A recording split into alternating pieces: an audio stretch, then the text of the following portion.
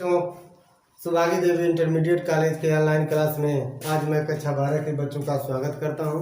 कक्षा 12 के बच्चे आज इतिहास विषय के अंतर्गत चैप्टर 3 का अर्थात पार्ट 3 का बंधुत्व जाति तथा वर्ग, इसके विषय में इस ऑनलाइन वीडियो के माध्यम से पढ़ेंगे।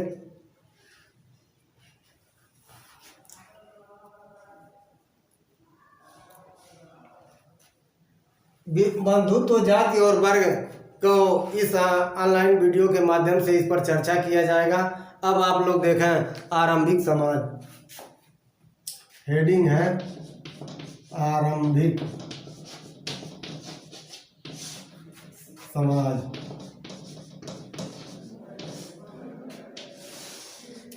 आरंभिक समाज में आप लोग देखेंगे 600 ईसा पूर्व से 600 ईस्वी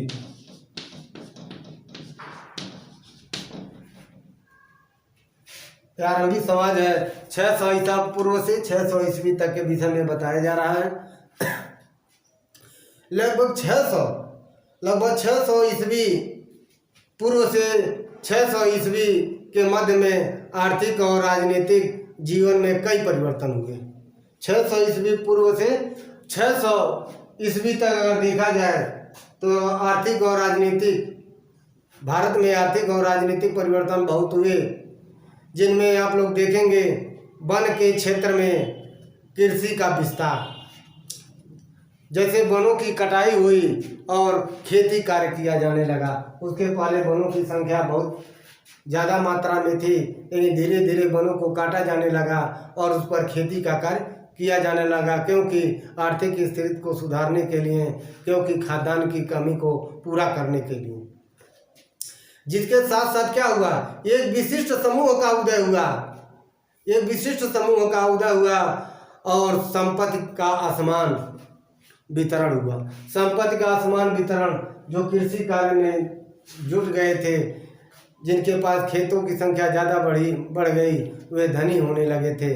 अर्थात लोग धीरे धीरे जमींदारी प्रथा, अर्थात जमींदारी न कहा जाए, वो कबीलाई प्रथा का प्रारंभ हो गया था। अर्थात वे लोग कबीले में रहकर लोगों से खेती कार्य कराने लगे और ज़्यादा से ज़्यादा संख्या में, ज़्यादा से ज़्यादा मात्रा में धन को उपज बढ़ाने लगे। सबसे पहले आप देखेंगे तो महाभारत सबसे समृद्ध ग्रंथों में से एक है। महाभारत के विषय में देखा जाए तो आज तक जितने भी ग्रंथ हैं, उन सभी ग्रंथों में सबसे समृद्ध है। वर्तमान में के श्लोकों की संख्या लगभग 1 लाख है। महाभारत में वर्तमान में देखा जाए तो 1 लाख श्लोकों की संख्या है। महाभारत की मुख्य कथा दो पक्षों में है, जैसे 2 परिवारों में है, जबकि वंश एक ही है, कुरुवंश, लेकिन 2 परिवारों के बीच है। एक कौरव थे और दूसरे पांडव। इन दोनों के बीच जमीन ही को लेकर, अर्थात भूमि को लेकर ही विवाद हुआ और संघर्ष हुए, जो महाभारत के नाम से जाना जाता है, जो महासंग्राम हो गया था। अर्थात इस युद्ध का सामाजिक और राजनीतिक, आर्थिक भी स्थिति से देखा जाए तो यह युद्ध सामाजिक, राजनीतिक और आर्थिक तीनों दृष्टों से इस युद्ध के परिणाम सामने निकले। अब आता है महाभारत का समालोचनात्मक अध्ययन। इसी में लिखना।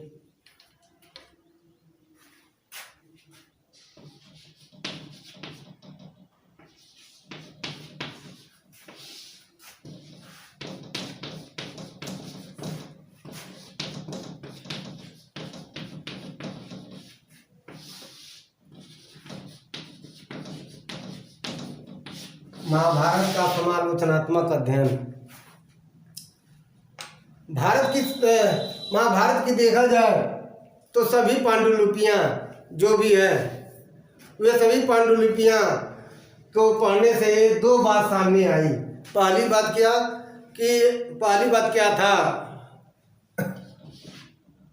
और दूसरी, पहली बात क्या था कि संस्कृत के कई पाठों के अनेक अंशों की समानता इससे स्पष्ट समानता है। जैसे संस्कृत के कई पाठ महाभारत के श्लोकों से मिलते हैं। इससे स्पष्ट क्या होता है कि उत्तर में कश्मीर और नेपाल से लेकर दक्षिण में तमिलनाडु और पांडिचेरी तक यह पांडुलिपियां आपको देखने को मिलती हैं। दूसरा में क्या है, कुछ शताब्दियों के दौरान महाभारत के प्रेषण में अनेक क्षेत्रीय प्रभेद उभर कर सामने आए। जैसे अनेक क्षेत्रों में अलग अलग तरह के कुछ समय के बाद उभर कर सामने आए प्रभेद प्रभावशाली परंपराओं के लचीले स्थानीय विचारों और उनके बीच संवाद कायम करके सामाजिक इतिहास का रूप दे दिया। ये क्षेत्रों में जो भी प्रभेद आए वे बाद में राजनीतिक रूप धारण कर लिए और वही राजनीतिक रूप धारण करके सामाजिक इतिहास को रूप करके इसके सामने महाभारत में आकर सम्मिलित हो गए। कहने का अर्थ है, अब आपको पढ़ाएंगे बंधुता एवं विवाह।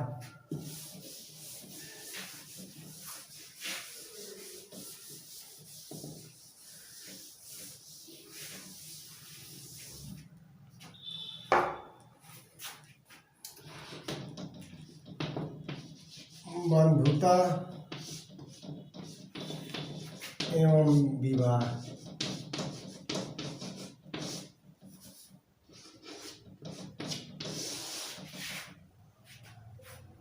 बंधुता एवं विवाह में परिवार किसे कहते हैं, पहले परिवार हेडिंग डाल दे रहा है, देख लीजिए परिवार क्या होता है। ये आपकी परिवार सामाजिक आपका संरचना है। अर्थात परिवार के बारे में हमें अगर जानकारी लेनी है तो आप समाज में विद्यमान सभी के परिवारों की संख्या या परिवार एक समान नहीं है। कोई एकाकी परिवार है, कोई संयुक्त परिवार है। किसी परिवार में आप लोग ये देखेंगे कि एक कमाने वाला होता है, खाने वाले कई होते हैं। कोई ऐसे भी होते हैं किसी परिवार में सभी कमाने वाले होते हैं, सभी खाने वाले होते हैं। कभी एक बार, लेकिन प्राचीन परंपराओं की हम बता रहे हैं परिवार, तो परिवार में ये था जैसे लोगों में आपसी संबंध था। लोग अगर कुछ परिवार के कुछ लोग नहीं कमाते थे, कुछ लोग कमाते थे, फिर भी वे लोग आपस में मिलजुल कर एक साथ बैठकर खाना खाते थे। इनमें भाईचारे का व्यवहार था। इसमें रक्त संबंध भी थे। वे सब प्रारंभिक समय में अगर देखा जाए, पुराने समय में, चाहे महाभारत कालीन समय में, तो रक्त संबंध लोग कैसे करते थे। अगर रक्त संबंध में सहोदर होता है तो मालूम ही है, यानी अपने ही पिता का पुत्र।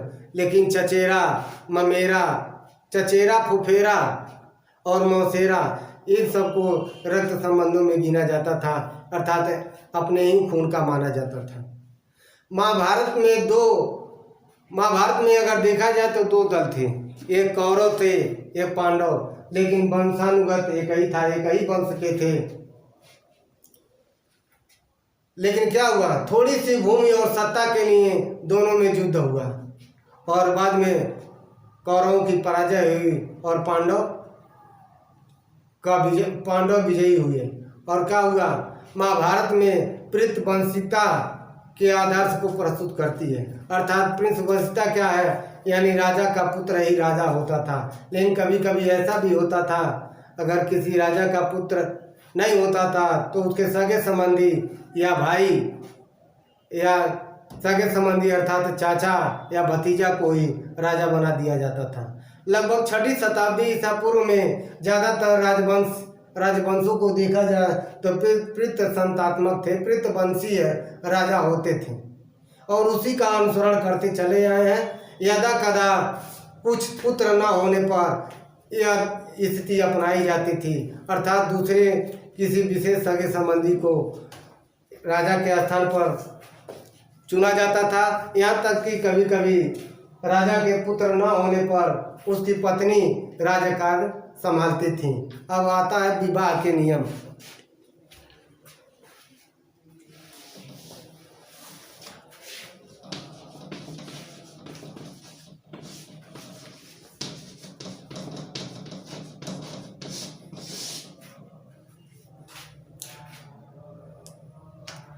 विवाह के नियम में एक देखें, जैसे पहले देखें, पहले के समय में यही था, अब भी लगभग वही अब भी है। जब पहले पुत्रों को यानी पिता के पुत्र को पितृवंशता यानी पितृ की वृद्धि के लिए बताया जाता था।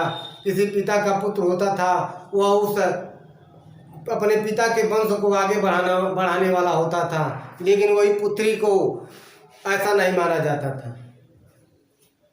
और विवाह में सजाती विवाह भी होते थे और अन्य विजाति विवाह भी हुआ करता था।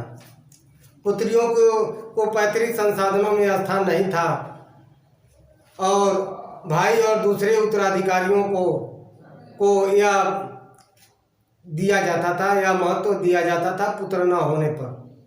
पैतृक संसाधनों में कोई अधिकार नहीं था स्त्रियों को और गोत्र से बाहर पुत्रियों का विवाह कर दिया जाना श्रेष्ठ माना जाता था। उस काल में खंड के अतिरिक्त वैवाहिक संबंध समूहों के मध्य में होते थे, यानी गोत्र से बाहर विवाह करने को बहिर्विवाह कहा जाता था। जबकि एक पुत्र की कई पत्नियां होती थी उसे बहुपत्नी कहा जाता था। बहुपत्नी विवाह या बहुपत्नी कहा जाता। अगर किसी स्त्री के एक से कई पति होते थे तो बहुपति विवाह कहा जाता था या बहुपति कहलाते थे। धर्मसूत्रों और धर्मशास्त्रों में विवाह के 8 उदाहरण मिले हैं, यानी विवाह को 8 प्रकार माना गया है धर्मसूत्रों और 8 प्रकार का माना गया है। पहला क्या है?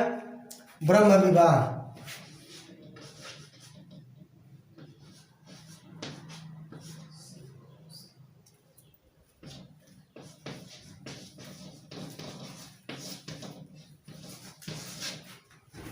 पहला है ब्रह्म विवाह, दूसरा है दैव विवाह, तीसरा है अर्थ विवाह, चौथा है प्रजापत्य विवाह, पांचवा है गंधर्व विवाह, छठवां है राक्षस विवाह, सातवां है असुर विवाह और 8वां है पैशाच विवाह। जिसमें ये 4 विवाह यानी आचार्यों द्वारा 4 विवाह को महत्व दिया गया है, यानी 4 विवाह को सैद्धांतिक रूप से सही ठहराया गया है। जिसमें ब्रह्म विवाह है, दूसरा है दैव विवाह,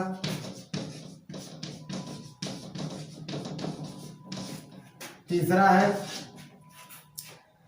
आपका अर्थ विवाह,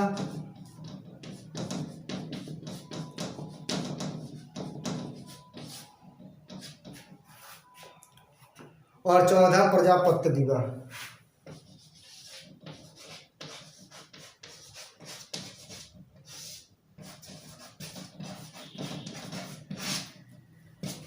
यानी इन चारों को यानी प्राचीन आचार्यों द्वारा इन चारों के विवाह को सही ठहराया गया है। जिसमें ब्रह्म विवाह है, दैव विवाह है, अर्थ विवाह है और प्रजापत्य विवाह। बाकी जो 4 विवाह हैं, जिसमें जो गंधर्व विवाह, राक्षस विवाह, असुर विवाह और पैशाच विवाह। गंधर्व, राक्षस, असुर, पैशाच ये सब विवाहों को सही नहीं ठहराया गया है। अब इस प्रकार मैं अपनी वाणी को अब इसी के बाद विराम देना चाहता हूँ। जहाँ तक हम यही आशा करते हैं कि आप लोग जितना ये इस इतिहास के ऑनलाइन वीडियो के माध्यम से बताए हैं वो उसको आप लोग समझ चुके होंगे और इसको घर पे पढ़ते रहिएगा। अब बाकी अगला वीडियो हम फिर पुनः लेकर आएंगे। तब तक के लिए धन्यवाद।